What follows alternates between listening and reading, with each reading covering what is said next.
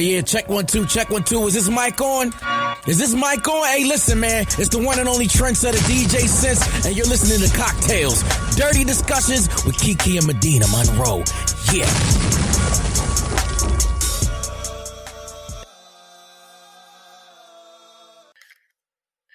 Today's cocktail is called Sex Tape.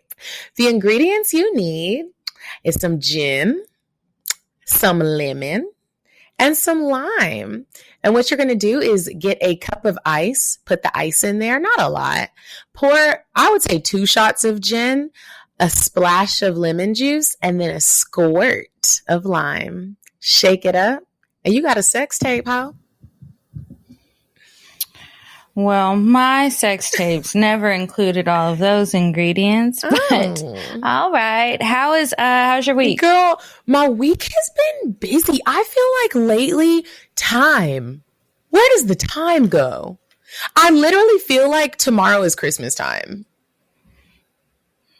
Girl, what? The time. Like when you do things based off of a calendar, when you really look at the calendar, it's like, oh my gosh, like when you're looking at the calendar, it's like, where is the time? I have to do all this. I need them to like add a couple more hours in the day. I wonder if that's possible. Girl, please. Why do you feel like the time is getting away from you? Because from start to finish of my day, there's something I have to do with every hour. I'm having to schedule in mental time. I like when I'm super busy like that. Say it again. I like when I'm super busy like that. I like being busy. I like having the day planned out when it's work related. But when it's time to relax, I don't really like to like micromanage my day that way. But I just feel like when I knock things out throughout the day and I have a schedule and I have like multiple things to do, at times it can be overwhelming, but it helps me to stay on track and like maximize my day. Girl. Because I can lay in bed for a while. Make sure y'all are maximizing your days. Because, it'll pay off when you wake up to money. It feels great. How has your week been? It was good. I went to DipSea. I just got back. I guess, was that yesterday? Went to DipSea. I went out there for the commitment march on Washington. And I met up with some of my friends from Howard. Ooh. Went to see the campus. Some of my friends from Atlanta came. We had a really good time. I mean, all we could do besides go to the march and like be outside is go to dinner because things are still very much closed. And even if they were open, I don't know if I would want to go. But I ate good. I had a great time. It was a blast. And I did some vlogging while I was there. So I thought I was going to do a vlog every day. No, that hasn't quite happened because I haven't edited any of them and it's the second. So, look out for those though, because I do want to share some of the things that I did while I was there, on YouTube. But yeah, the week was good. So far, so good. I went to Oklahoma for a whole week to help my sister out. Oh yeah, with your sister and help her husband. How was that? When you go to, not that Oklahoma City is a small city, but it's definitely not like Atlanta. And whenever I go to places like that, I feel like a celebrity almost, because people are like, how like you get dressed up here to go places, even if it's just like the grocery store. And in Oklahoma City, it's so small and everybody's just so kind. I had a really good time. I went to a poetry night and it happened to be the night that I went. It was erotic night. I said, why do I always find the nasty shit? I promise you I don't try to do that. So shout out to Jay. How was it though? It's a guy that follows me on Instagram, and it was his event, and I went, and it was super dope. It was fun, and I spent a whole week in Oklahoma City, y'all. The food was good, but it was boring as shit. But I'm back. Yeah, at least you had your sister there. Yes. Because, girl, I don't know what I would do in Oklahoma. My mom was like, let's go to a lake in Oklahoma for a family trip. Girl, no. Let's go to a beach next year. Okay, so anyway, we do have a guest today, but before we get to him, I'm going to go ahead and do weird sex. You said a man is not a necessity, a man is a luxury. Like dessert. Yeah. A man is absolutely not a necessity. Did you mean that to sound mean and bitter? Oh, not at all. I adore dessert. I love men. I think men are the coolest. But you don't really need them to live. So this week's weird sex is pretty short. I found this story on one of my favorite sources of crazy ass weird sex news. And it's just like a long list of all of these freak accidents that people have found themselves in that have them at the ER or the doctor or whatever. So I just found two that I thought were kind of funny. So this one nurse shared that she had an older gentleman come into the ER around 2 a.m. for constipation. And I was constipated the other day. So I was like, I wonder what happened. The doctor ordered an x-ray per usual. The results come back and there was a soy sauce bottle shoved up his butt. It reminded me of you talking about men's balls in soy sauce and then being able to taste it. And I'm like, what's the deal with the soy sauce? Anyway, the doctor explained he would need to go to the operating room to get it out, and he promptly signed his ass out and left. I guess he just left the soy sauce bottle up his ass. I don't know why you would do that. Get the operation. And then the other story was this other nurse said that she's had numerous men come in with candles, torches, and foreign objects, which they say they fell onto, which who believes that, right? And the worst was a toilet brush, which perforated his bowels.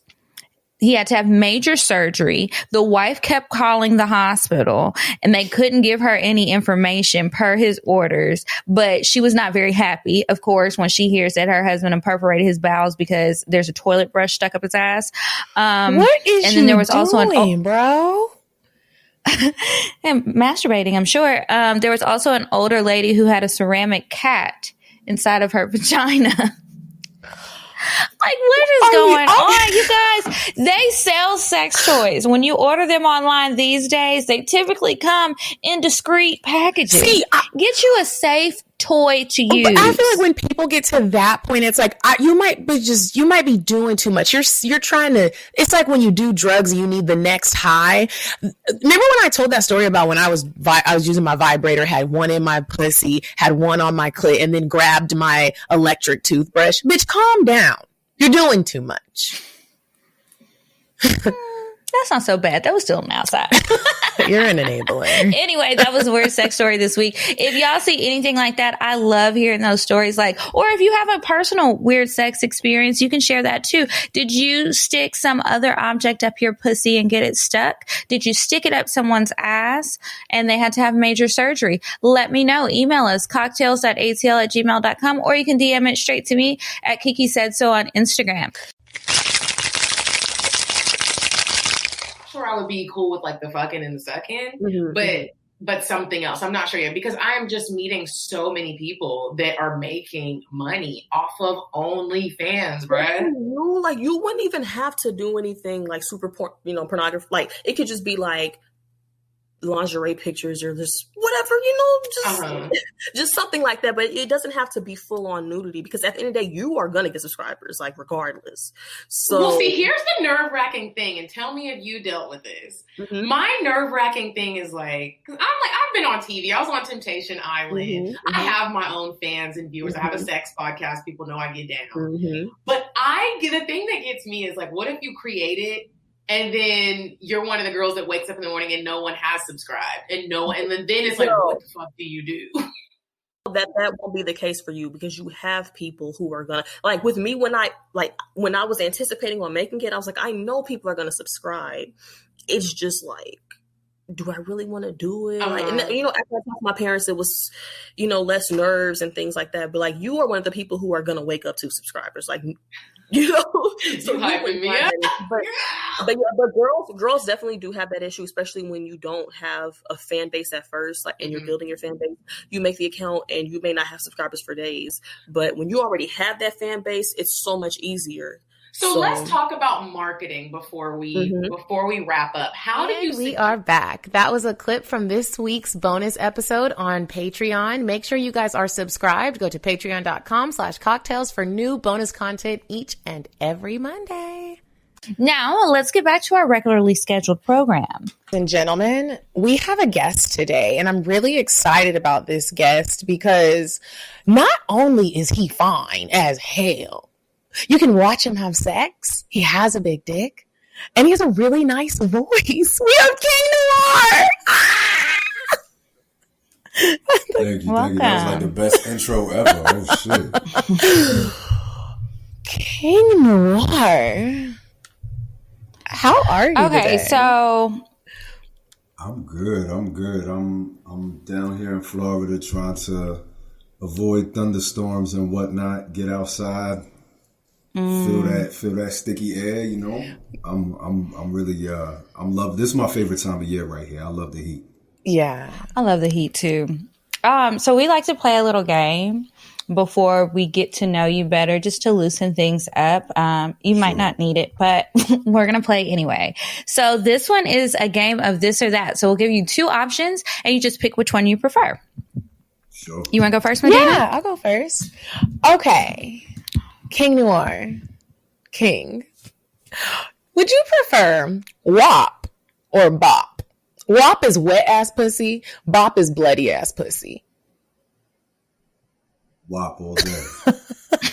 Even though I'm not against running red lights and nothing Good. like that, but you know what I'm saying. Ladies like to hear that. Okay, periods don't stop. Nothing but a sentence. Do you prefer group sex or one-on-one? Oh, that's a hard ass choice. I love some group sex. Really? Even if Like I'm how not many fucking in the group? everybody that's there, I love to be watched. So I'll say group sex. Group sex. Okay. Do you prefer a one night stand or forever? I prefer forever, to be honest with you. You know, a one night stand can be a forever thing. We don't gotta get all in each other's business, but if it's good, we could keep fucking forever. Why not? What is your zodiac sign? I know that's right. I'm a Capricorn. Come on, Cap. Shit. Okay. Do you prefer vaginal sex or anal sex? Vaginal. Me too. I mean, you know, I like balance. I mean, it's funny, like, whenever people are asking these questions, you know what I'm saying? Like, where it's like, choose one or the other. I definitely have this creative ass mind where I'm like, Trying to get I can both. fuck in the pussy, but can I still like finger your butthole? Can I still eat your ass? You know, is that cool? Like, or is it just, I gotta stay away from your booty altogether? Where do you prefer your dick to be inserted? I prefer my dick to be inserted wherever it is happily welcomed, but I will pick pussy for the sake of this question. Get in my booty hole. Okay, next one. Swallow or spit?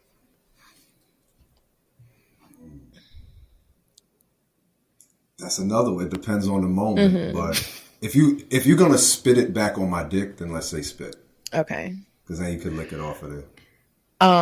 Do you like to see your cum? What'd you say? Do you like to see your cum?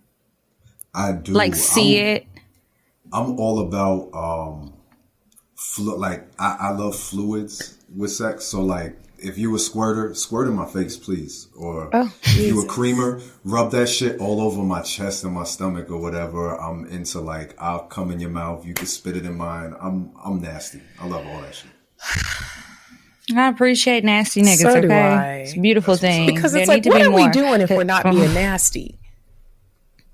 For real. Falling There's asleep, many being different bored, ways There's so cheating? many different ways to fuck. Why you want to do it the same way twice? Exactly. Do you have any more, Kiki? We can move on. Okay. Because I'm like, just that conversation made me ready, hot and heavy, to get into this discussion. So, Yeah. Is that what it made you hot and ready for? Because I see you squirming in that seat. bitch, I'm dripping. That's why I keep looking down. I'm like, oh God. King Noire, I'm curious to know, like, before we dive in, let's do a little foreplay. Sure. Who was King Noire before you were King Noire? Hassan Salam. So if anybody is up on underground hip hop, you know, they could go check my catalog. You know, I've always been incredibly kinky. I've had fetishes that I could date back all the way to when I was in high school. I was doing shit in high school that, you know, was ahead of my time, but definitely contributed to what I do now. You know what I'm saying? Like, I was always into taking pictures. I was always into group sex and all kinds of shit. Like I just always been this way. So you've always been sexual. Wow. Very, and it's just I didn't have a name for it. You know, I was polyamorous all the way back, and you know, like people were telling me, like, what do you mean you don't care if your girl was somebody else or this, that, and the other, you know? And I've just always been like, if somebody wants to be with me, then they with me because they want to be with me, but I don't want to own somebody, except in the fun BDSM type way. Did you but, grow like, up seeing that? Possess nobody. Did you grow up seeing polyamory? No, I did not actually. Okay. I didn't. I just knew that to me, love was something that should be voluntary. It should never feel obligatory. Yeah. When did you realize you were like really good at sex? When my girl started bringing me her friends. Wait, what?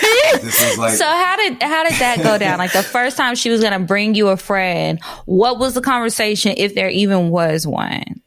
So my girl, this is like I said, this is all in high school. She had started experimenting. This was in high school? This was in high school. She had started experimenting with other girls or whatever, and they played with toys, and she had a dildo, and she was like, my man Hassan, he's bigger than this dildo. And they were like, prove it. So she took a picture, brought it back to the crew, and they was like, what's good though? So she was like, would you mind, the first time she ever asked me, I thought she was joking. She was like, yo, I want to show my homegirl I had to suck a dick. Can we use you? And I was like, psh, you serious? Were you nervous? She's like, yeah, we on your way. Nah, I was all about that shit. I was like, word. I mean, I thought her friend was cute too, so it just worked. And so did you end up fucking her? I did. We had a threesome. It was so dope. Like I could still remember it because it was like the thing that turned me on was that she was legit like giving her tips and pointers. So I was like, yo, my dick is educational, and I really enjoyed being in that space. You know what I mean? Like, my dick is I just always wonder when niggas be having big dicks. Like, when do you know that you have a big dick? Like, have you just always had big dick energy? Like, when little boys have big dicks, are you just like, I know my dick is big? I guess the first time anyone ever communicated that to me was like middle school. There was a shorty in our school, and she used to run up on everybody. Like she would just be like, "Show me your dick." She was like, "Where is she now?" You were a horny little school system. We actually friends on Facebook, and I was talking to her maybe like a year or two ago, just kind of like, because she know what I do now, or whatever. And I was like, you had a part in this. Thank you very much. I appreciate you. You know what I'm saying? So she was just like. She ran up on me and said, show me your dick. I did that shit with no hesitation. She bounced and brought back her other friend, said, show her your dick. You know what I'm saying? So I was just like, I guess at that point I was like, well. A little fast. You know, I was very fast. I don't think I've slowed down either. How did you get into sex work? When I turned 18, I had a homegirl that I was fucking with at the time, and she was a dancer in Philly, and they asked her to be in a porn magazine, and she was like all for it, but she didn't want to do the shit with a stranger. So she was just like, she hollered at me. She knew, you know, at the time I was just bouncing around, hustling basically. You know what I'm saying? And she was just like, yo, I got an opportunity for you. I know you with it. I was, and it was just like, you know, like the old school porn magazines where you're like this close to doing something, but you're not really doing it. Yeah. Like it's all for the angles and stuff. And the photographer said to me, like, you know, you got a good look, you got a good body. I know people who would be interested in putting you into movies, and also people who would be interested in private sessions if you're into like BDSM and cuckolding and domination and shit. And at the time I was like, hell yeah, that shit beats standing out on any corner. Yeah. Nobody want to be outside all night, especially when it's cold. Yeah, so you sound like you're from New York. It's cold in New York. It's brutally cold. Go ahead and put my booty right up on this camera. I'm a Jersey guy. Oh, Jersey. From New Jersey. See. Yeah. It's too fucking cold. What do you think you do best when you're fucking? When you're having sex? Oh man, I think expressing my passion honestly and paying attention to body language. I'm a pleaser all the way. So like, first thing that comes to mind, like I personally, and I've challenged people, I want to do a pussy eating Olympics because personally, I love to eat pussy so much that I think that it's like one of my top talents. I think. Can you give the men some tips on pussy eating really quick, please? Yeah. Because they need them. First and foremost, don't be scared, man. You can't be in there eating pussy like you don't really want to do it. So it's kind of like, I always tell people, it's like, you know, dive in. Don't be on some like, don't be scared of it. But then also, you know, every woman is different. So some women, they like pressure. Other women, they don't like as much direct stimulation to their clit. So it's kind of like you have to gauge who you're with by trying all kinds of different things and then paying attention to the response that woman's body gives you. So, you know, don't be shy about sucking on lips, sucking on clits, putting your tongue in all the holes in every single place that you could possibly find. You know what I mean? So it really, I hate to give people advice and say, do this one thing, because then you might run into the woman that is not into that shit that I just told you to do. And you're going to come back to me mad. But it really does. It has to be. And I think that this goes for men across the board in regards to sex. Most of the time, we're too focused on our own pleasure.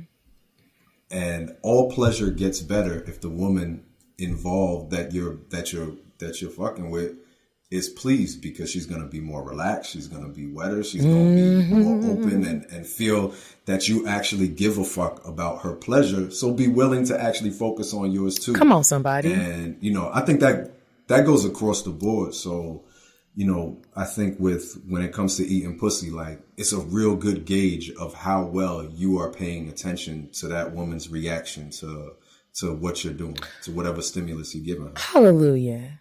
And the crowd said, amen. Let me tell you something. Now, Kiki, I don't know if you watched his new film, Orally Yours. I put it on because I was like, I'm going to have this playing in the background. I was getting ready to go to the gym. I put it on my laptop and I'm doing stuff. And I stopped. I said, let me tell you something. He was eating pussy for most of the film. I felt like, I just want to say thank you. I just want to say thank you, King, because I felt like I got some head after watching you eat Jet Setting Jasmine's pussy. He took a chunk of ice and he was playing with her clit. And then, Kiki, he put it inside of her, bro. He put it in her, but I had to turn it off and go work out and then come back and finish watching it because my pussy was drenched. It was literally incredible. I wouldn't have made it to the gym had I done that. I could feel your passion just watching you. And I appreciate that because I say this all the time. I don't watch a lot of Black porn because there's always something out of place that gets me. I'm not thinking about it no more. I love how y'all didn't have socks on. I love how nobody's lingerie was ripped. You couldn't see no track. You didn't just start ramming the bitch. You were passionate. It was like, that's how porn is supposed to be. You could tell you wanted her to be pleased, and you pleasing her made her want to girl, I gotta watch it again. Well, actually, that's why we started Royal Fetish Films. You know, Jessa and Jasmine and I were doing kinky pop-up parties all over the country and fantasy flight parties all over the country. And, you know, our primary attendees for the parties, Black women between the age of 25 and 45. And most of the sisters would be like, yo, why is Black porn so fucking bad? Horrid. Like, why is there no connection, no passion? Why all the things you just mentioned, basically, right? And, you know, at the time I had been out of the game for a little while of actually being on film, and they were like, well, why don't you come back and show them how it's done? So actually Orally Yours won best film at the FetCon Awards for best full-length feature, you know. So there was a lot of people in the industry, like, you know, white establishment, that was saying like, oh, people don't want to see Black people like that. You know, they think that people only want to see Black men and white women. They don't want to see two Black people loving and kinky and passionate. So, you know, we've been proving them wrong. Which isn't true. We like that. Now, you know? I wish I could give you an award. I'm taking your award. Thank you very much. I'll write a speech and all that. Please do. So I'm curious to know, like, what can you give us a couple of films that you are in? So if people want to, like, after they listen to this, go like look them up.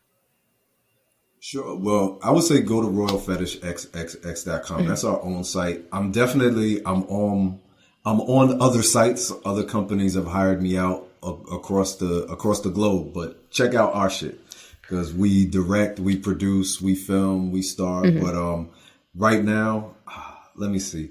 I would say if you've never checked me out before, definitely check out Orally Yours. Yes. Check out check out Vegas Voyeur. That's a really dope one. Check out Poly Sutra for some good group sex. Check out Stretched Out Properly. How do you prep when you're getting ready to shoot a film?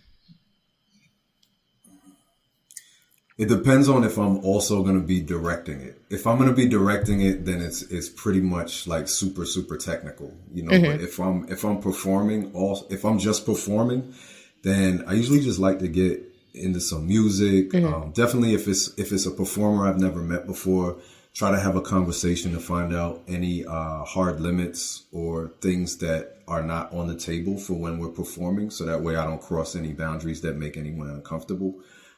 Find out kind of like what the other performer, what she is into. So like, what do you really like? So that way, like a lot of times if you're shooting for another company, like a mainstream company, they usually might have like, yo, we want these 4 positions or something, right? But sometimes those are positions that might be really uncomfortable or, you know, not the position that you can come in. So I want to know what are the positions that you prefer if you like to get, if you want head, whatever, just to make sure that everything is going to flow smoothly. And other than that, I don't know. I really just like to get in the zone and relax and look forward to performance and pleasing somebody. So when y'all were starting your, to make your own films and you're putting them out there, how did you decide like what you were going to charge? Because I know some people don't like to pay at all. And then some people will spend whatever if they know it's going to be a good quality video. Okay, I can do that. Like for me, I've always wanted to be in film. Like I wanted to be a cinematographer way back in the day for music stuff. I've written the treatments for my videos. So, you know, most of the scenes that we put out, to me, they're art.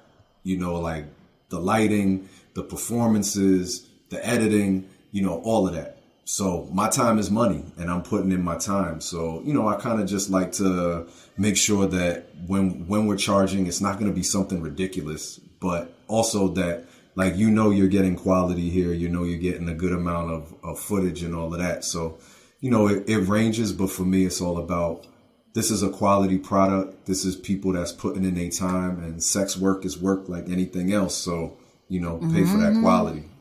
You know, they could go watch people fuck with they socks on for free. We gonna keep it fly for them. Them socks really make me mad. I see it in your face. I'm curious to know, have you ever pulled up on set, you're about to do a film, and you meet who you're about to, you know, perform with? Has anyone ever intimidated you? Because I feel like you maybe could intimidate somebody because especially if they've already seen your work. If I've already seen his dick, I would be scared. Like, I told y'all, it's medium only. The fuck am I about to do with that? Hold it. But I'm curious to know, has anyone ever intimidated you? Have you ever been like, oh shit, I really got to make sure I'm on my shit? I wouldn't say intimidated because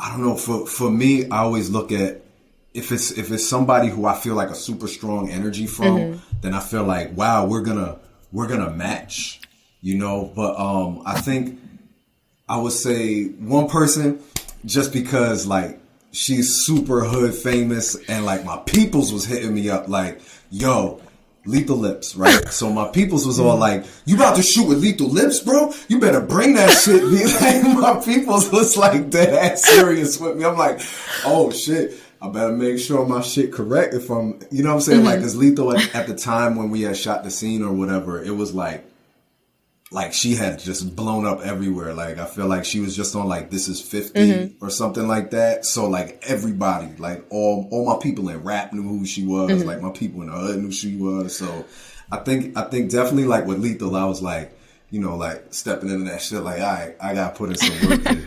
Do you ever stay connected with people and then y'all hit each other up after the scene and be like, I really want to fuck you for real though?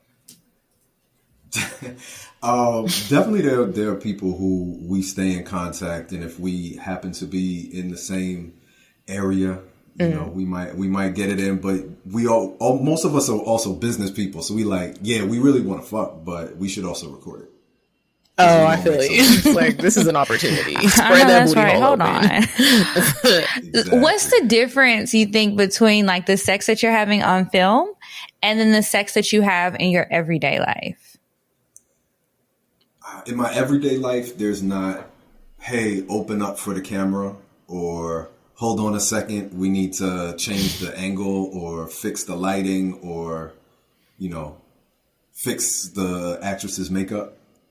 So there's a whole, like, one thing about porn is, for a lot of it, there is a whole lot of stop-start, you know, because sometimes you get on set and you got to shoot, I don't know, a couple hundred pictures first.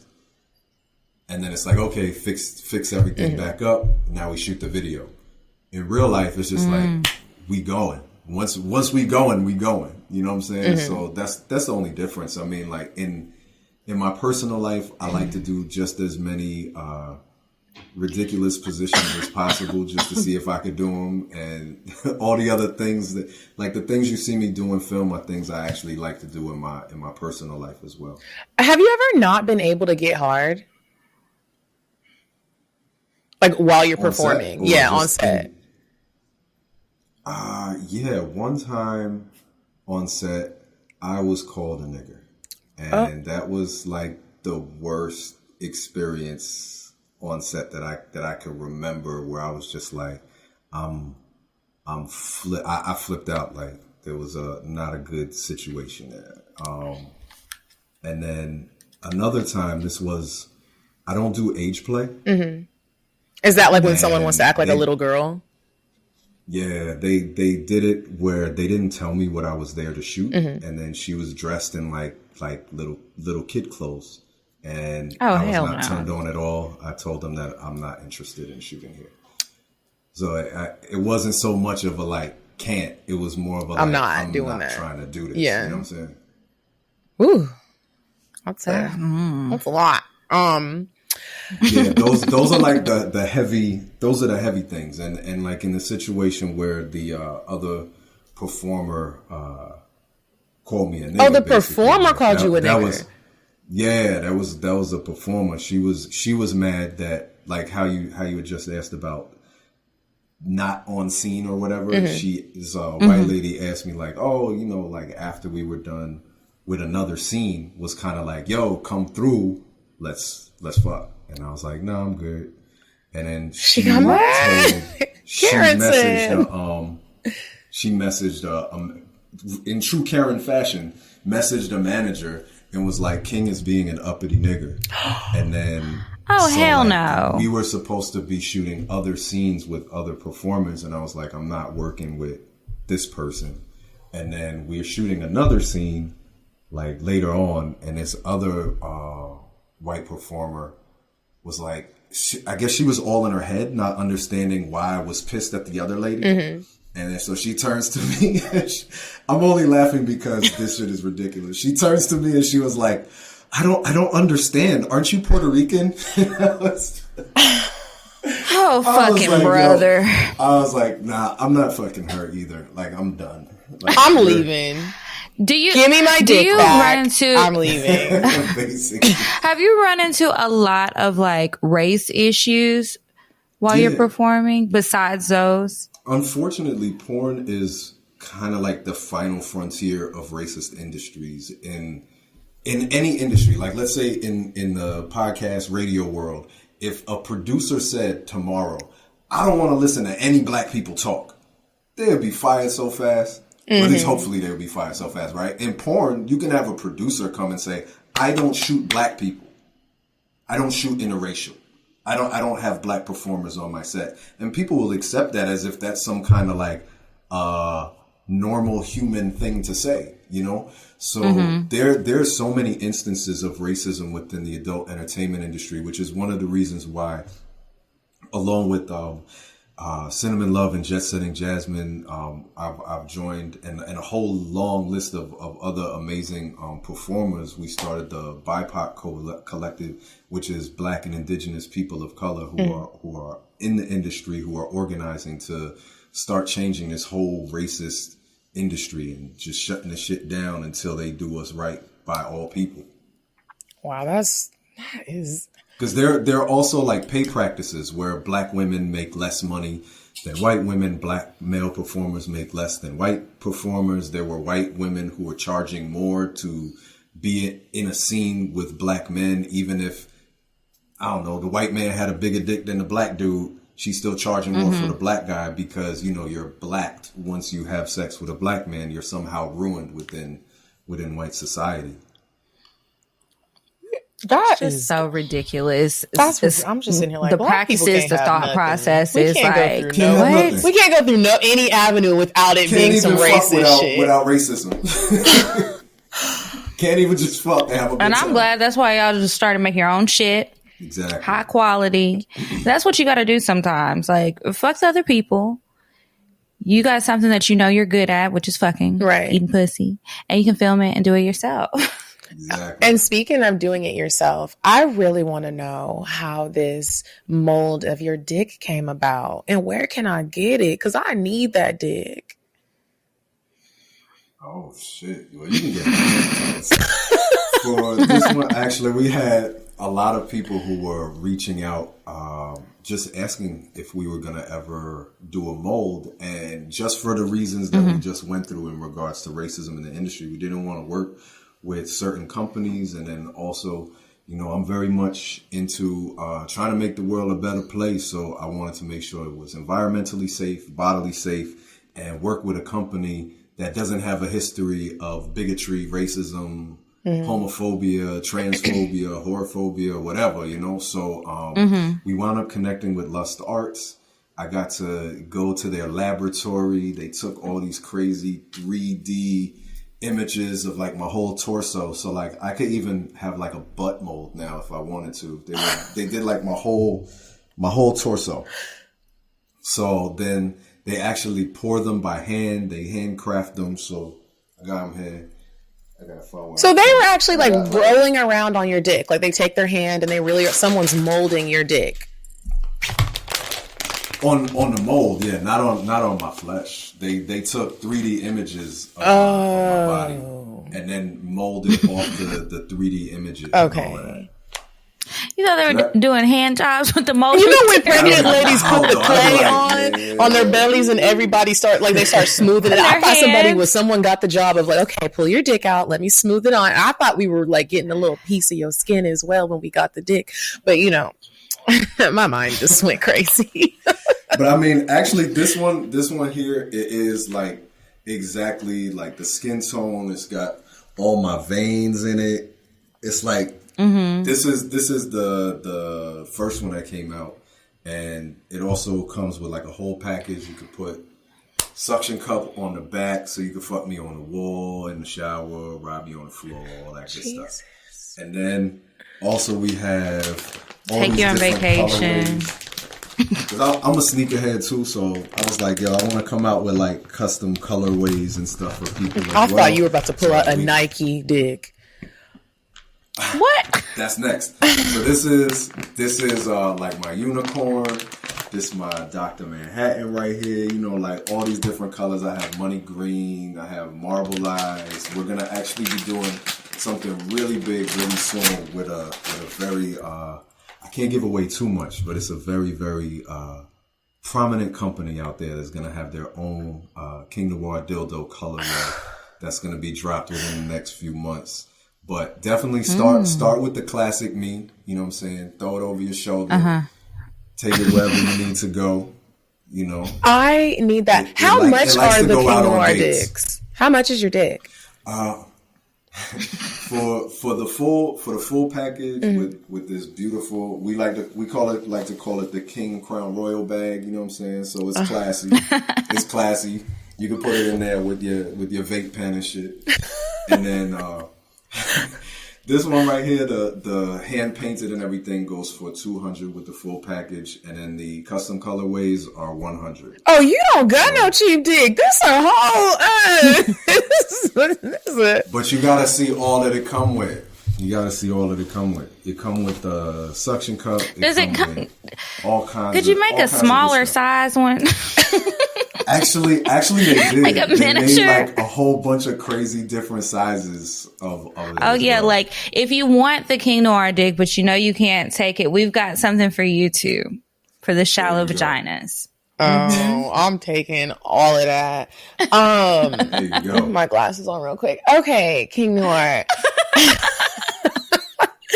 I'm curious. I don't know why that was so funny to me. Because it was. I can't see. I'm trying to be all sexy. Okay. So we talked about all that. I'm curious to know, what is it like dating you? Because once again, going back to Orally Yours, I felt like I could feel your energy. Like I said, like you're very passionate. It seems like you would be a romantic man. You seem dominant. What is it like dating you? Or are you breaking hearts? Are there bitches that are like, fuck that nigga? He just dicked me down and left. It's not even like that. It's interesting because, you know, I'm poly, so I have partners, and my partners I have some partners who we're in a dom sub kind of relationship, and then Jasmine is my primary partner, and we got kids, you know. So it's like, for anybody who is interested in dating me, they have to recognize, you can love me for me. You can't change me into something that I don't want to be. You know, like I get the women who are like, you don't have to do porn. Like, no, I want to. You know what I'm saying? I enjoy what I do. I love what I do.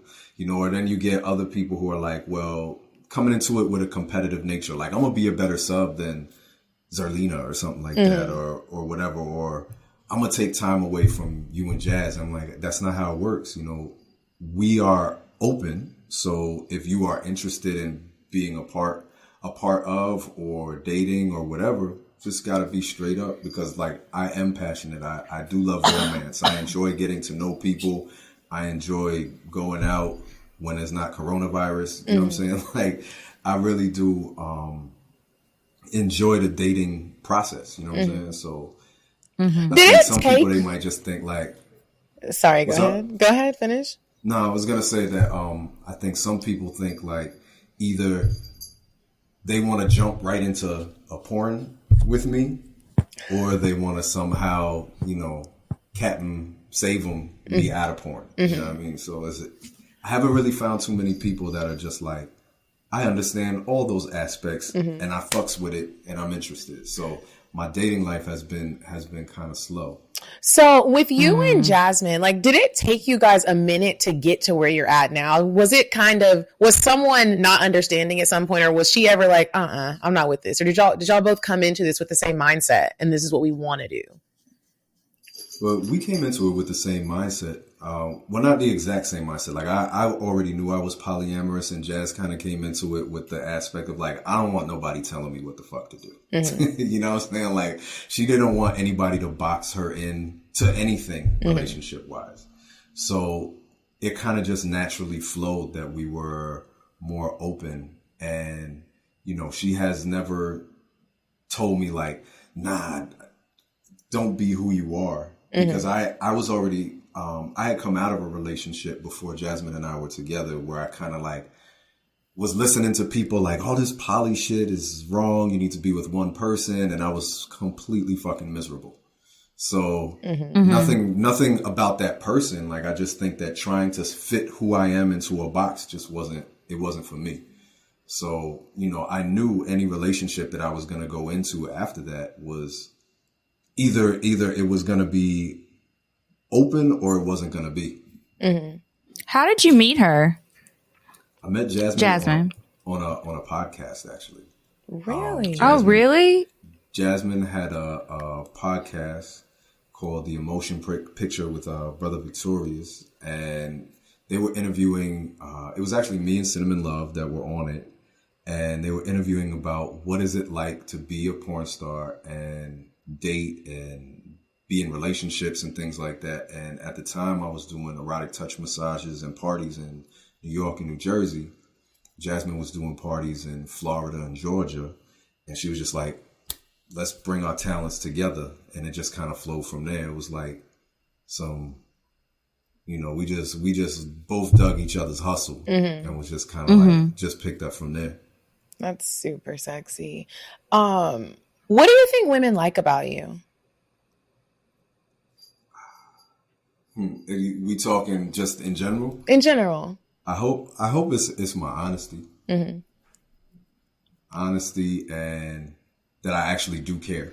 Like, not just about the person, but I care about the world. Like, I really do see good in the world despite all of the fucked up shit that's going on, and actually try to make change.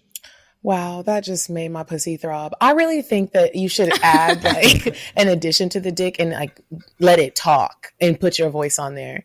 Like, I need that dick to talk to me. Pull a string. Yeah, and it's like, hey ladies, I also you should you should have an app and it can Bluetooth to the app. That's fine. That shit starts and talking. that way it's still waterproof. I probably just gave you $1 million. And it's not always nasty. I like you uplifting bitches also, because that was just beautiful. It's like, I'm honest and I love you. And then we're all like, we're going to be knocking at your door. Be careful with that idea. Oh my God. I like that. That's a real dope idea though. Have you had sex with any celebrities minus Lethal Lips? I have, and I don't have. If it wasn't on camera, then I can't say that. But would we know right. who they you gotta are? keep it quiet. Keep it on mute. I don't know what kind of circles you're traveling. You know what I mean? Oh, now you want to get private. Oh my God. I mean, when it comes to me, I don't mind sharing anything about myself. But if other people have things that they don't want to get shared or anything like that, I respect everybody's right to privacy as well. I feel you. That is important. I know some niggas, you better not tell nobody I fucked you. That's why my clientele loves me, because I am extremely professional. I deliver and don't say a word. You are an incredible human being. I tell you what, God took his time with you and your dick. Thank you very much. Hallelujah. So I kind of wanted to also touch on like your relationship life. We talked about Jasmine. You did say that you have a sub. Like, when I was looking stuff up, I was like, is a sub also like a slave, or is that not what you should be calling people? I mean, everybody in regards to BDSM kind of has different relationships with their dominant, submissive. Like, some people, it's just in the bedroom. Other people live a more 24/7 lifestyle. Like, if somebody is DDLG or interested in 24/7 domination, submission relationships. So my sub, I don't consider her a slave at all. That's not a word I use. But my sub is, I don't know. I feel like we have a very unique relationship. She's very proud of it. Like, I went to her page and I saw that like she had issued you this whole apology, and I was like, it was like 3 paragraphs of like something about checking her attitude or something. I don't know what it was. I can't remember, but I was like, wow. What happened? She was apologizing for like her not being understanding. I think it was a whole, I got to send it to you. I was like, wow. She's not like, she doesn't feel like embarrassed. Do you remember the instance that she's talking about? What'd you say? I said, do you remember the instance that she's talking about where your sub had posted this? What happened? That was actually, she has had a very interesting journey, because she had never had dominance before, and she went from having 0 doms to 2. She is both Jasmine and myself. And there's just sometimes people have bumps in the road in regards to tasks that they might have supposed to have done. And it just wound up being a situation where she fucked up in public. So you have to apologize in public. Wow. Can you give us an example of a task that a sub might have to do? All the tasks that I give subs really are unique to whatever. Like, for example, you have beautiful voices. If y'all were my subs, I might have a task for you where I'm like, I really have I'm a late night person. I do not like to wake up early. So I might have a meeting that I need to be up at. Instead of hearing an alarm wake me up, I would love to hear y'all beautiful voices wake me up. Make sure that I am up at 8 o'clock in the morning, Eastern Standard Time. That's a simple task. But some people, you might not be an early riser neither. So it might be something that forces you to then be like, okay, I have to be disciplined in order to get up at this time. Somebody else, like, for example, Zerlina has a beautiful voice. So we've performed on stage together where, I've pulled her on stage by a chain. She gets on stage and sings for the people. We practice and go through certain commands that'll be on stage for our performance. But if she wasn't a performer, I wouldn't bring her on stage. It's all very specific to each submissive and their talent. And when they don't complete the task, do you give how when little kids get in trouble in public and your mom is like, they give you that lip? Do you give them like a lip like, you're in trouble? You're going to whooping later. In her case, fuck the shit out of your ass. In her case, depending, she might be spanked, she might be flogged, she might be paddled, she might be gagged, something like that. How long? It all depends. How long does this last? How long does this punishment last? I would be getting my ass beat every day. I'd be like, the fuck? The thing that I love about BDSM relationships is that there's so much negotiation that goes on. You have to really get to know someone. You have to really be open and honest with someone. Like, for example, let's just say you don't like getting your hair pulled. Let's say that's like a horrible trigger for you and you're like, don't ever pull my fucking hair, right? Then that should never be something that is used as a punishment. It's not something that's used as pleasure. It's just completely off the table. But you're like, okay, but I am okay with, smack on the ass or something like that. Then that would be part of your, more fun punishment. But like real punishments, to me, I look at a real punishment as, best way I can say it is, I always heard that the further you are away from God, the colder it gets. So as long as you're close to me and my light and my warmth, everything is all good. If you fucking up and you need to get punished, it's very cold out there. So you're not going to be as close. You're not going to be as kept. So that's kind of like where punishments go. And they could range anywhere from a spanking to you got to be over there in the corner or put in the cage or something like that. Oh, yes. I kind of like the cage idea. I do. I'd rather the spanking. Really the spanking is fine. Huh? I don't know who. I couldn't hear you. You can't hear me no more? I can hear you now. I can hear you. I couldn't hear the last thing you said about the cage. I said we've done some really, really dope scenes with cages and and I like especially with subs, sometimes they be real busy, real fidgety, real nervous. So, some handcuffs, some rope, a cage that can lock someone in place, and that really helps you focus on what you've done wrong because you can't really go nowhere. What's your favorite? Oh, go ahead, Maddie. I recently had someone handcuff me and read me my rights as if I was being arrested, and it was the sexiest thing. He didn't even fuck me. I was just like, "Can you just do this really quick?" Oh, my pussy was dripping.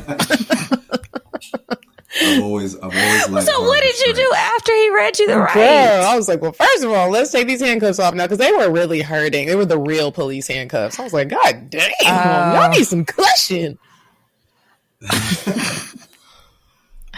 Oh my God. What's your favorite thing to use when you're punishing one of your subs? Like a toy, a tool, something extra. I love floggers. Floggers are my favorite. Just because of how they can be manipulated, and also they come in so many different textures. Like you could get a leather, suede, all the way to something extreme on the hard end, like some sort of metal, all the way to the extreme on the soft end, like feathers. There's also so many different body parts that you could use them on. I like that with flogging. What's your favorite one? There's an art to flogging. I went to a sex dungeon. I think that was last year. What was the name of that convention, Kiki? I can't remember the name of it. And remember, I went to the dungeon. Frolicon. And I went. I met some people, and they're like, "Do you want to come to the dungeon? We'll make sure you're safe." I was like, "Yeah, sure." And I went, and I loved how there's like this art and technique to flogging. Yeah, that's what first attracted me to it. Because when I saw somebody doing it at FetCon, I was like, those look like nunchucks. I've done martial arts for a long time, so I was like, but they look like pleasurable nunchucks. So I was all over it.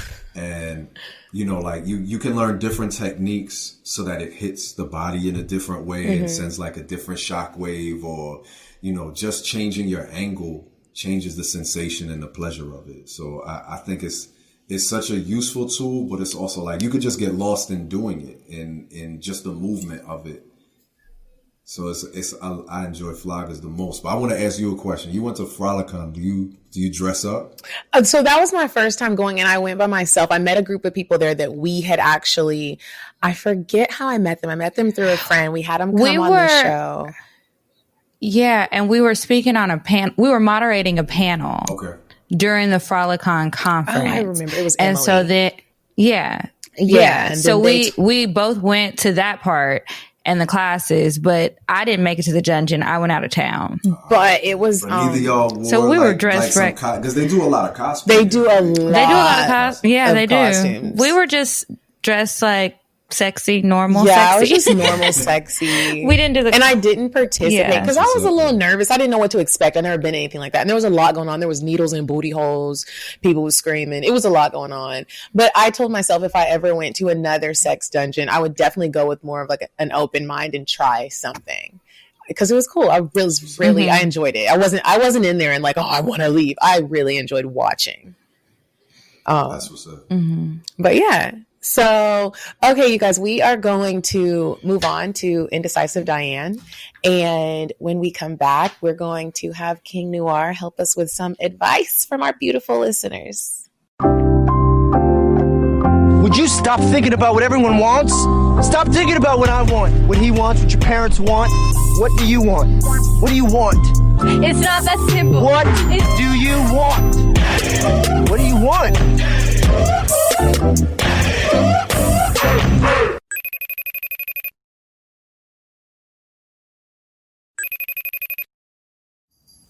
Hey ladies, it's me, Indecisive Diane. And listen, I took a little trip to OKC last week. There's a place, it's called Waffle Champion.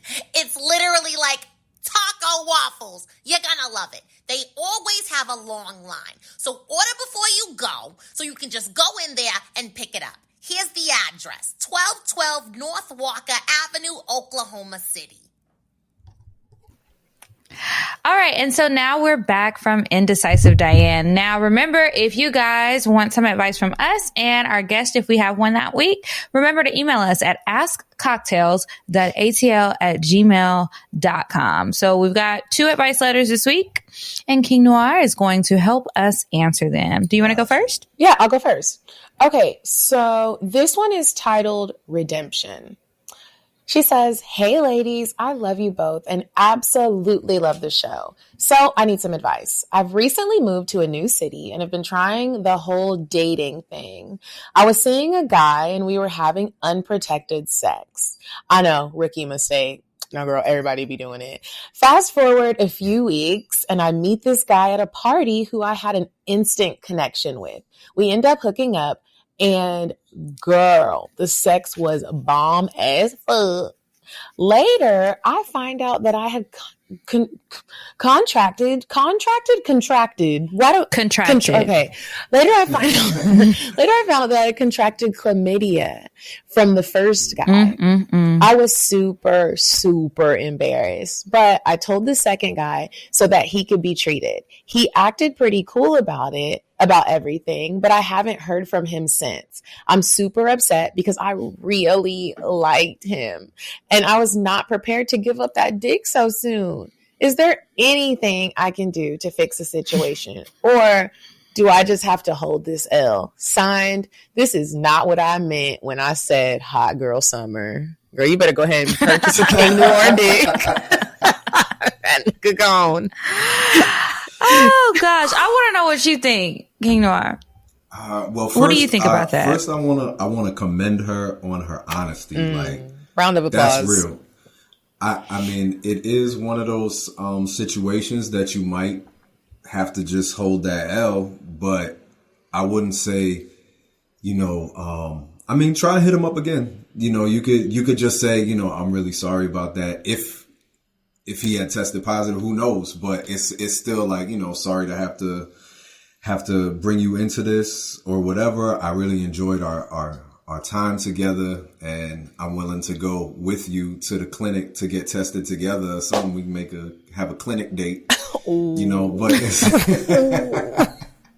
I mean, it's funny because like, in my line of work, I am tested literally like every week, if not every other week. So I'm always tested. So I don't take it as if somebody's like, hey, I gotta go run to get tested. I'm not like, what the fuck is wrong with you? I'm like, good, you should be on top of that. It's more in the vanilla world where we see people who are like, man, you got tested. Why you get tested? You got something? You should get tested. Like people jump to the conclusion. You should just get tested regularly. Absolutely. Some people wait for symptoms, and there's so many things out there where there won't even be any symptoms.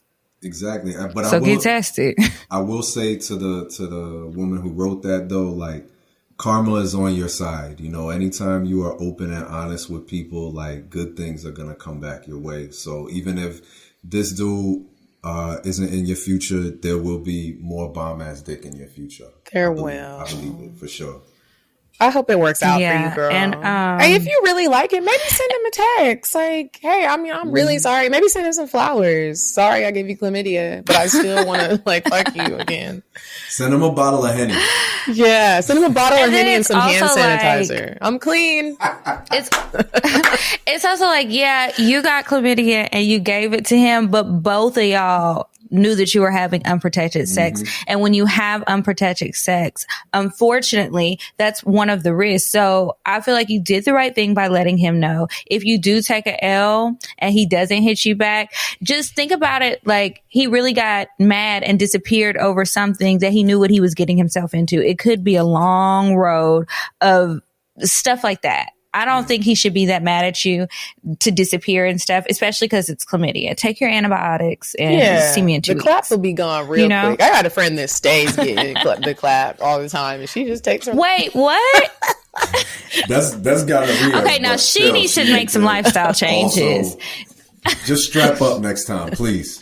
Yeah, strap up. It's nothing wrong with using condoms. It's much safer, and then you won't have these conversations. True. All right, next one.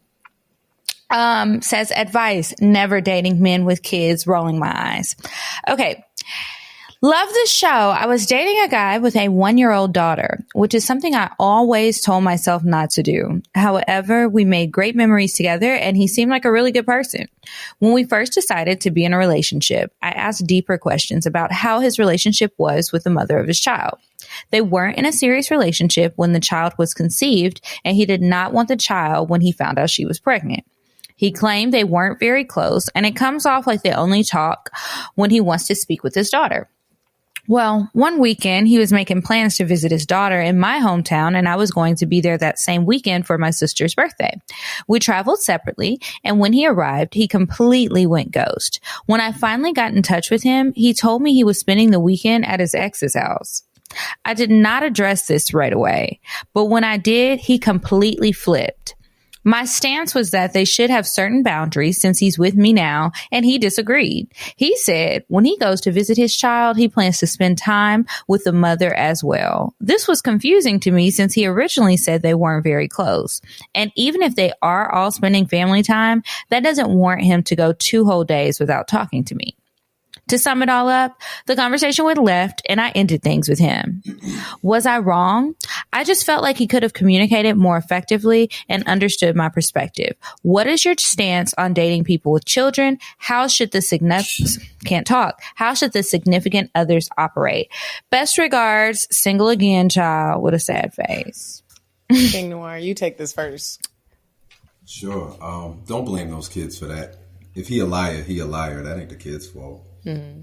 I think that when it comes to dating people with kids, I think first and foremost, how the person talks about their children or doesn't talk about their children should let you know exactly what kind of human being they are.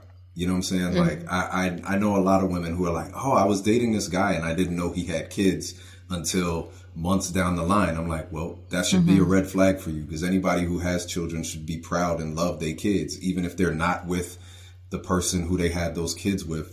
Those kids are always yours. You know what I'm saying? And in regards to the aspect of, you know, if they still hooking up with their ex or whatever, that sounds like he was not honest with her. And, you know, you made out well, because you don't want to be with somebody who's not honest, you know, and you don't want to wind up in a situation where then you're the next person who has kids with this dishonest person, you know. But I definitely don't think that the kids are the problem. I think it's lying ass people that's the problem.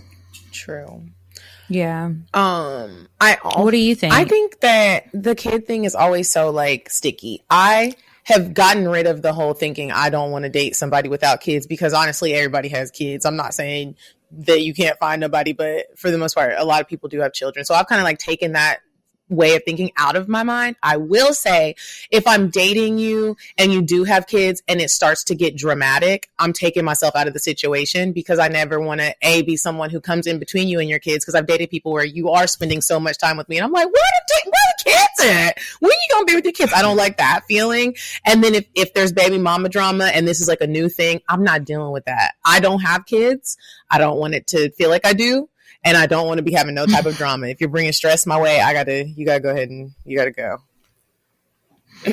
And as far as how should the significant others behave portion of your question, I think you got to figure out what your own boundaries are. I don't think that there's a set standard for anybody. You need to figure out what's okay. You obviously don't like him spending the night at his baby mama's house. He obviously was not very honest, because even in the beginning when you said that the child was conceived, he didn't want it. I thought this was a hookup situation. I didn't realize this was his whole ass ex-girlfriend until we get down further into the thing. So it just feels like he's deceiving you about a lot of things, and who knows what else there is. I agree. I don't think there's a reason that he should ignore you for 2 whole days, especially if y'all are out of town in the same town together. Like, what the fuck? Even if you can't hang out, he could have shot you a good morning text. So many people do it. It's almost like they're on like speed dial.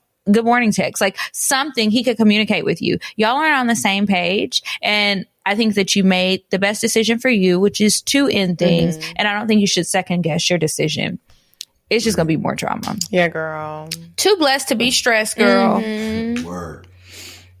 Okay, so that's it for the advice this week. Again, the email for advice is askcocktails@gmail.com. Shoot us an email with your question and maybe we will read it on the show. And now it's time to move on to the last part of the show, the cocktails. Now you can submit an email if you want to share your cocktail, a sexual confession, dating experience, funny story, whatever, maybe one of your little sex injuries.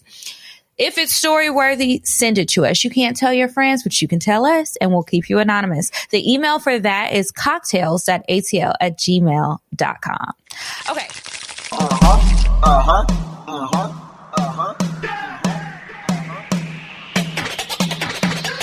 want fuck, I'm gon' fuck 'em. But if he ain't got a buck, I won't cuff 'em. Spend 100 on me, it ain't nothing.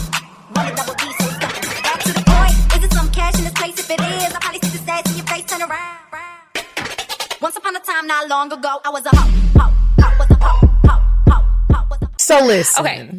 King Noire, this is how we're going to do this. Because sometimes we have guests come on and they think they have a great story.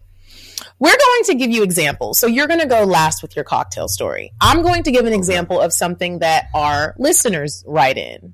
I'll read it in story form. Kiki is going to give an OG cocktail. That means this is a cocktail from her pussy. This happened with her vagina or her booty hole. Damn. Yes. Yep, last night. It's fresh off the press, fresh off the bed. Well, do you want to go first or shall I? You go first. Okay, here we go. This is titled That Holy Dick. She said, Hey, Kiki and Medina, I love y'all's show, and every week I send it out to my girls so they can listen and laugh with me. But honey, let's get into this cocktail. I went to a bar with my girls one night. It was women's night. Okay. She didn't say ladies' night, women's night. That's what I was thinking. I heard that one before. And of course, I'm drinking Patron all night long. The owner of the bar walks up and gives us some free shots. And we made eye contact. I instantly got wet and started to eye him all night. Picture him, chocolate, tall, perfect white teeth. I was hot and ready. As the night went on, we were all past tipsy and having a great time. I go to the bathroom alone, and he was coming from the back of the bar, so we passed each other. He grabbed my arm and kissed me right in the middle of the hallway. I wonder if this was during Corona. I was leaking now, sis. I wanted that dick in that bathroom, in the car, wherever we could go. Then he walks to the front like nothing happened. The night ends and we all walk to our cars. My girls leave, but I stay behind so I can speak to this man. I really just wanted that dick though. I walk back into the building and he's there smoking his hookah, lights off. And I walk over to him, sit in his lap, and he put his fingers inside of my wet pussy and licks it. I suck his dick. In the hookah room? I suck his dick and then... Is this in Atlanta? Girl, it has to be. I suck his dick. That's why I'm going to the hookah place. Cowgirl on that dick. He bends me over and fucks the shit out of me, making me come all over that dick. He nutted all inside of me. I licked my juices off of him. We said bye and went home. Sounds magical, right? But my girls, y'all, my girls tell me the next day the nigga is a whole pastor with a whole church and a whole first lady and kids and all. Y'all, am I wrong? Did I want that dick again? He done blessed me with that holy D. My nigga. Oh my God. The hookah pastor. The hookah pastor. Oh, that's like that man. Do y'all remember that pastor that was on Twitter with a really long tongue and he was eating that girl's pussy there was a video of it. This is like last year, maybe. Yeah. The pastors I think I talked about it on Weird Sex or something.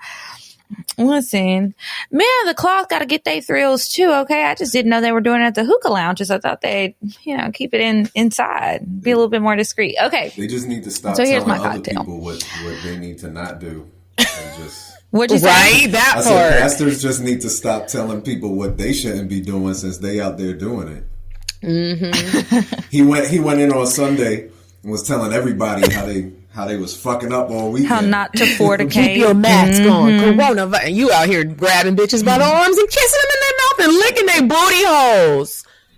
At the damn hookah lounge of all places. Ooh, I need my hand sanitizer. All right. So, yeah, okay, so this is a fresh cocktail. So my friend came over last night, and he works out a lot. Like he's one of those gym rat people. It's really quite annoying, but whatever. Looks good, right? So he's been working out really hard, and I guess it must have been leg day. He has hurt himself. So he was like complaining about his legs the whole time he was over here. He's like, oh, I'm so sore, blah, blah, blah. And I'm looking like, okay, and now to be clear, this is not somebody I'm dating. This is just somebody I fuck sometimes. So I really wasn't concerned. I'm working on the computer. Like, stop your whining. So anyway, I was like, well, you're staying the night. Let's go lay down. So we're laying in the bed. He's still complaining about his legs. He was like, will you massage my legs? So I was like, not really my forte, but all right, I'll try to help you out. So I'm rubbing his legs and I can feel them. They're like really hard and really like tense. So I was like, oh, he's not lying. Like, this feels uncomfortable. So I'm massaging it. And as I'm alternating from like leg to leg, eventually, of course, my arm kind of brushes up against his dick and balls a few times. Oh, I guess he took his shorts off somewhere. I left that part out. So anyway, I'm like massaging his leg and then I feel the covers kind of lift up and I was like, oh, his dick is getting hard. So I was like, well, I'm going to leave that alone because I do think that he is really in pain right now and I'm just going to focus on the task at hand. My ass be horny, but I also didn't want to do a whole bunch of work. So if his legs and gave out on him, like, we're not fucking tonight. I might suck your dick, but that's it because I too am tired. Okay. So anyway, so I'm massaging his legs and then he was saying that I got a spot or something. So I decided I'm going to reposition myself. So he's laying like flat on the bed and I get in between his legs. So I have both of my hands and I'm like massaging both of the legs. Right. So he's giving me all of these like moans and groans and he's like really enjoying it. It sounds like sex. So I was like, oh, maybe I'm not bad at this. I've got to add this to my bag of tricks. Right. So then I'm just sitting there looking at his dick and I'm horny at this point. I mean, I'm always horny, but I was very horny. So I was like, I bet it would feel really good. Like if the massage is feeling really good, I bet if I start sucking his dick just a little bit, it's going to feel even better. I was right. So I started sucking his dick. He called me a demon a few more times. He's been doing that lately when I try new things. And he was like, you're really just going to suck my dick while you're trying to get this knot out of my leg? And I was like, I mean, does it feel good or does it not? He said it did. So I keep going. So he can't take it. He has buried himself in the pillows, like his face in the pillows. And he's saying a lot of gibberish, which is excellent feedback for me because that's what he does. I like to make a nigga lose his train of thought, lose his words. I want you to sound like you don't know how to speak. So anyway, I keep sucking his dick. I'm sucking his balls. And I was like, all right, enough is enough because now my jaw is getting tired and my arms are getting tired. Fuck this massage. But I still kind of wanted to suck dick a little bit. So I like to lay down sometimes to suck dick and do it on the side so I can rest my head because sometimes a bitch gets lazy. But I put my hand, I'm just being honest. Like I can't be doing a whole bunch. I have been cooking and slaving all I told you that. about my jaws. I need some medicine. Okay, I need a little, so I be keeping my CBD oil on the nightstand so I can relax these jaws. Anyway, so I lay down and when I lay down, like some kind of way we reposition and I put my hand under his back. Now, usually when men ask me for massages, they want their back massage, not their fucking legs. So I was like, I bet it would feel good if I just tried to massage underneath. And that's what I did. So I'm massaging him, still sucking his dick. And then I felt like he was about to come. And I was like, not today, sir, because ain't no dick been inside my pussy. So I went ahead and hopped on top. Only lasted about 4 little bounces and then it was done. So I didn't get mine, but he definitely got his. And I'm excited to add a little dick suck and leg massage into my new bag of tricks. That was a hell of a happy ending. Wow. That sounds awesome. I was like, this what they be doing at those massage parlors on Buford Highway, I bet. I thought they was just giving a little head. They better not be bouncing on dicks.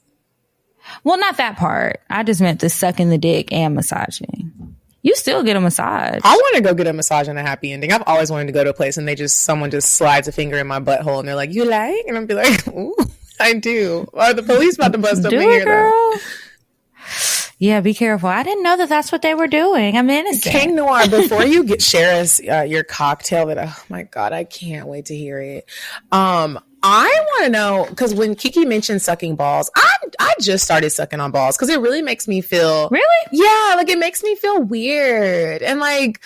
That's what I do when my jaw is tired. I like suck on the balls, but they seem like such a sensitive little area. Like, do you guys really like your balls sucked or can you do without it?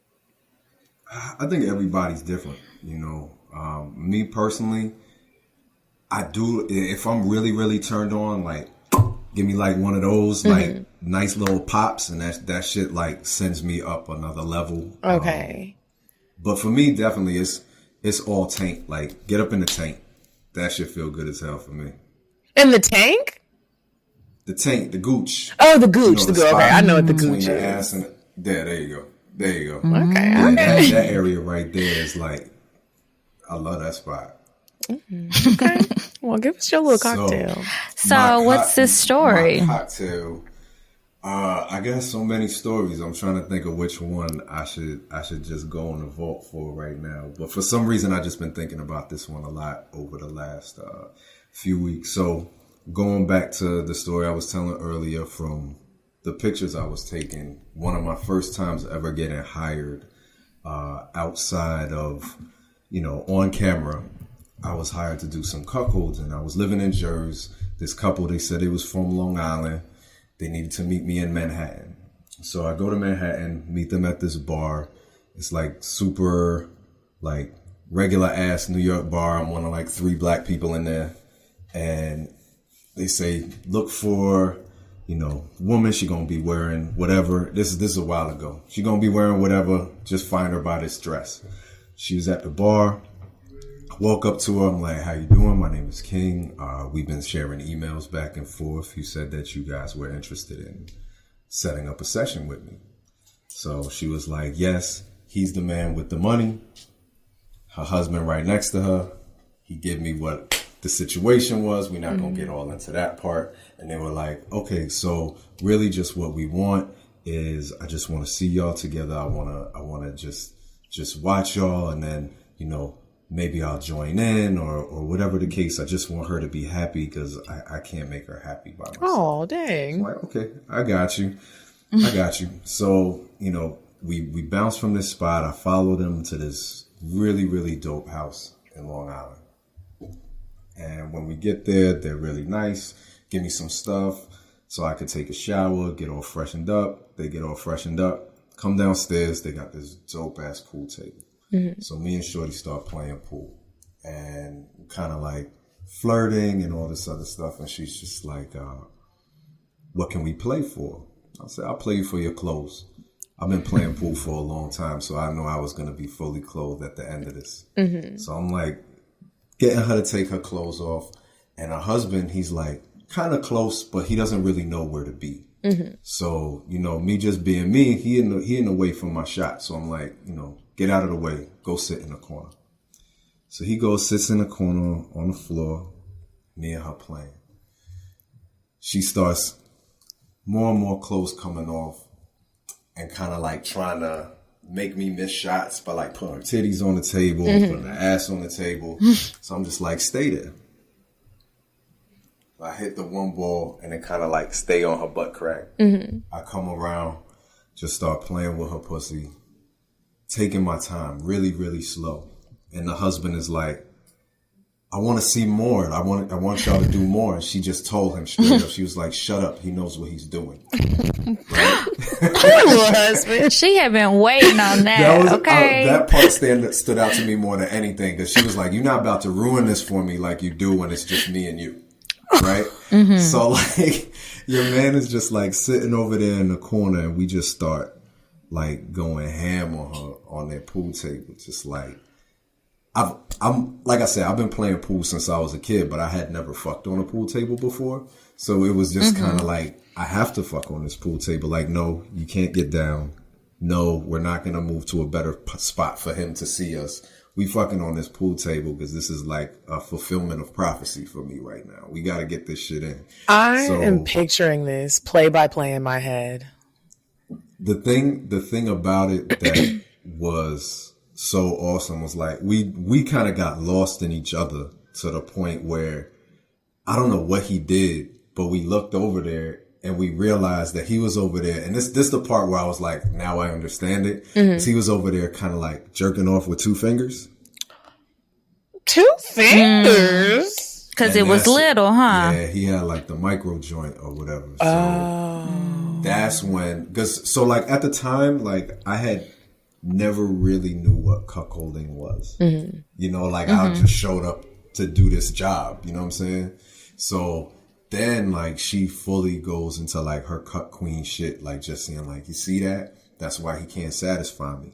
And she just starts talking like the most fluid cut queen poetry that you will ever hear in your life. Like she was just like every single stroke that I was giving her, she was telling her husband about a place that he would never be able to feel inside of her. Did you feel uncomfortable, or were you just like, I mean, she right, bro?